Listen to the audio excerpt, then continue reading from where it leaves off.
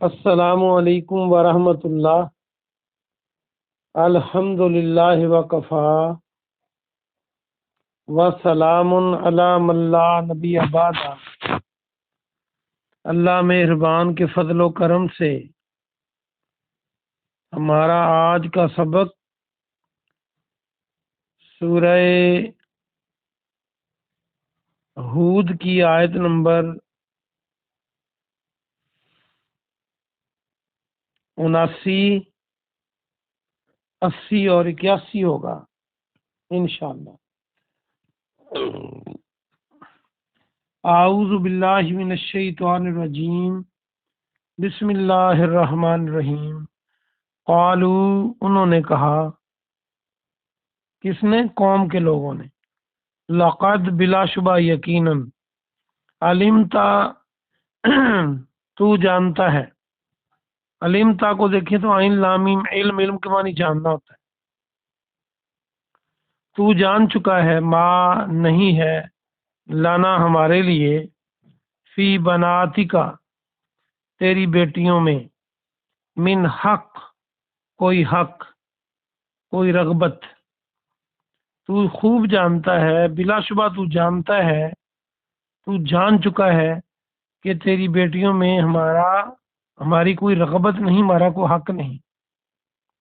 وَإِنَّكَ، اور بے شک تو، لَتَعْلَمُ، یقیناً جانتا ہے، یہ بھی عین لام میم ہے، علم والا۔ ما نرید، جو ہم چاہتے ہیں، ما جو نون ہم را یا دال دیکھیں تو ارادہ آپ بنا سکتے ہیں یہاں سے، جو ہمارا ارادہ ہے، جو ہم چاہتے ہیں۔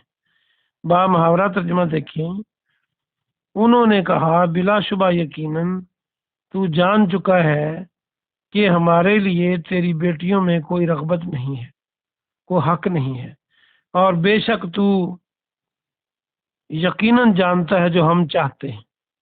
قالو، اس نے کہا، کس نے؟ لوط علیہ السلام نے۔ لو، کاش، انا، یہ کہ، بے شک واقع ہی، لی میرے لیے، بکم تمہارے مقابلے کی، بے کا مطلب ساتھ، کم کا معنی تمہارے ساتھ، یعنی تمہارے مقابلے کی، قوتاً کوئی قوت ہوتی، کوئی طاقت ہوتی، او یا آوی میں پناہ لیتا۔ آوی کو یاد رکھنے کے لیے، آ کا مطلب تو میں ہے، اور ماوا جو لفظ ہے، ملجا و ماوا، پناہ دینے والا، اردو اور فارسی میں استعمال ہوتا ہے۔ تو میں پناہ لیتا، الا رکن شدید، کسی مضبوط سہارے کی، الا طرف، شدید مضبوط، رکن جو ہے یہ کہتے ہیں سہارا۔ اصل میں یہ جو پلر ہوتا ہے، ستون، اسے رکن کہتے ہیں عربی میں، اس لیے ارکان اسلام جو ہیں 5 ہیں، یعنی 5 ستون ہیں۔ با محاورہ ترجمہ دیکھیے، اس نے کہا، یعنی لوط علیہ السلام نے، کاش میرے لیے تمہارے مقابلے کی کچھ قوت ہوتی، یا میں کسی مضبوط سہارے کی طرف پناہ لیتا۔ قالو، انہوں نے کہا، کنہوں نے؟ فرشتوں نے، یا لوط، اے لوط علیہ السلام، انا، بے شک ہم، رسولو، قاصد ہیں، بھیجے ہوئے ہیں، ارسال اور رسالہ اور رسول یہ سارے لفظ بن سکتے ہیں۔ ربی کا، تیرے رب کی طرف سے، تیرے رب کے، لن یصلو، لن ہرگز نہیں، یصلو وہ پہنچ سکیں گے، واو الف جمع کی علامت ہے، یا کے معنی وہ، اور سواد لام جو ہے اس کو وصل اردو کا لفظ، ملانا، ملنا، وصال جو ہے، وصال کو بھی اس لیے وصال کہتے ہیں کہ بندہ فوت ہونے کے بعد اللہ سے ملتا ہے۔ لن یصلو الیک، آپ تک، فاسری، پس لے چل، فا کے معنی پس، یہ جو اسری ہے نا، یہ رات کو سفر کرنے کو کہتے ہیں، ویسے یاد رکھنے کے لیے آپ سیر کر لیں سین یرے یا سین فیرے لگا دیں، سفر بن جائے گا۔ بے اہلی کا اپنے گھر والوں کو، بکت من اللیل بامنی میں، کتن کتا ٹکڑا حصہ، کتا کسے کہتے ہیں؟ ٹکڑے کو، حصے کو۔ من اللیل رات کا، ولا اور نہ، یلتفت پیچھے مڑ کر دیکھیے، یلتفت کو دیکھیں تو اردو کا لفظ التفات بن سکتا ہے، الف تے، الف لام تے، فے الف تے، التفات۔ التفات کیا ہوتا ہے دیکھنا؟ منکم تم میں سے، احدن احدن کوئی ایک، تم میں سے کوئی ایک مڑ کر نہ دیکھے پیچھے، الا امراتک، الا سوائے امراتک، امراتک کا تیری بیوی، سوائے تیری بیوی کی، انہو بے شک یہ، مصیبہا پہنچنے والا ہے اسے، میں نے مصیبت کا ترجمہ بھی آپ کو بتایا تھا، پہنچنے والا۔ ما اصابہم جو پہنچے گا انہیں، ان بے شک، موعدہم ان کے وعدے کا وقت، موعدہم کا مطلب وا عین دال سے موجود ہے تو اس سے آپ وعدہ بنا سکتے ہیں، موعدہم الصبح ان کے وعدے کا وقت صبح ہے، الیسا کیا نہیں ہے، الیسا الصبح کیا صبح نہیں ہے، بے قریب بالکل قریب، کیا صبح قریب نہیں ہے۔ با محاورہ ترجمہ دیکھیے، انہوں نے کہا اے لوط علیہ السلام، بے شک ہم تیرے رب کی طرف، تیرے رب کے قاصد ہیں، وہ ہرگز آپ تک نہیں پہنچ سکیں گے، بس تو اپنے گھر والوں کو رات کے کسی حصے میں لے چل، اور پیچھے تم میں سے کوئی ایک پیچھے مڑ کے نہ دیکھے مگر تیری بیوی دیکھے گی، بے شک جو انہیں پہنچے گا یعنی قوم کو، وہ اسے بھی پہنچنے والا ہے، بیوی کو، بے شک ان کے وعدے کا وقت صبح کا ہے، کیا صبح بہت قریب نہیں ہے۔ سبق پورا ہوا، آئیے ہم اس کی تفسیر دیکھتے ہیں۔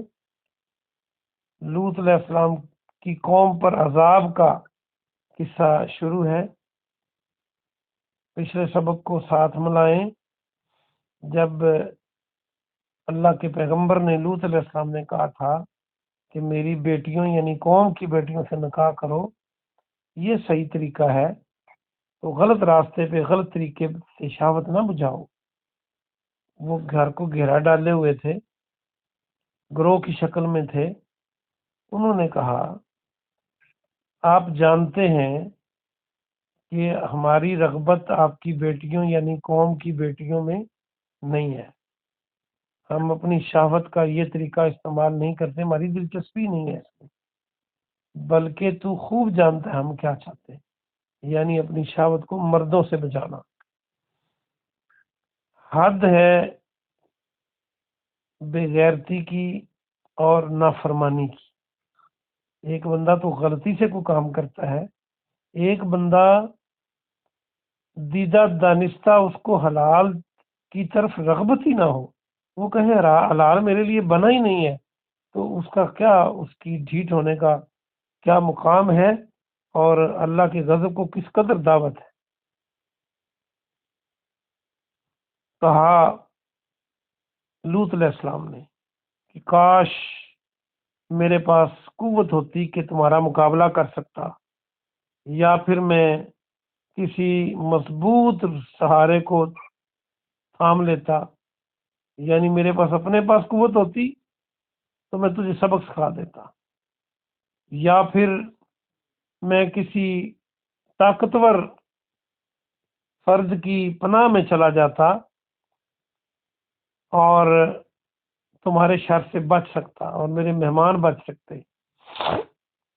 یاد رکھیے وسائل کے اندر تحت الاسباب یہ ایک دوسرے کی مدد کرنا عین اسلام ہے. ہم روکتے ہیں کہ فوق الاسباب مدد اللہ سے مانگی جائے. جس طرح بغیر وسائل کے آپ کوئی بھی چیز مانگتے ہیں تو اللہ دیتا ہے، اور وسائل کے ساتھ وتعاونوا علی البر والتقوی، نیکی اور پرہیزگاری کے کاموں میں ایک دوسرے کی مدد کیا کرو. یہ تو عین اسلام ہے. جب یہ بات دیکھی فرشتوں نے، ابھی تک لوط علیہ السلام فرشتوں کو پہچان نہیں سکے کہ یہ فرشتے ہیں، جیسے ابراہیم علیہ السلام نہیں پہچان سکے. اب فرشتوں نے کہا کہ لوط علیہ السلام ہم اللہ کی طرف سے، تیرے رب کی طرف سے بھیجے ہوئے ہیں، آپ کی طرف کوئی نہیں پہنچ سکے گا، یعنی آپ کو کوئی نقصان نہیں پہنچا سکتا.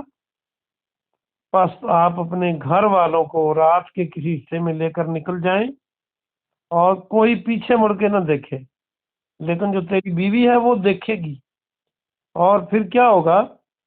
پھر یہ ہوگا کہ جو عذاب ان پر آنے والا ہے وہ آپ کی بیوی پر بھی آئے گا، اور ان کے عذاب دینے کا جو وقت ہے، جو وعدہ اللہ کا ہے، وہ صبح کا وقت ہے، اور صبح کیا قریب نہیں ہے؟ یعنی صبح تو ہونے والی ہے.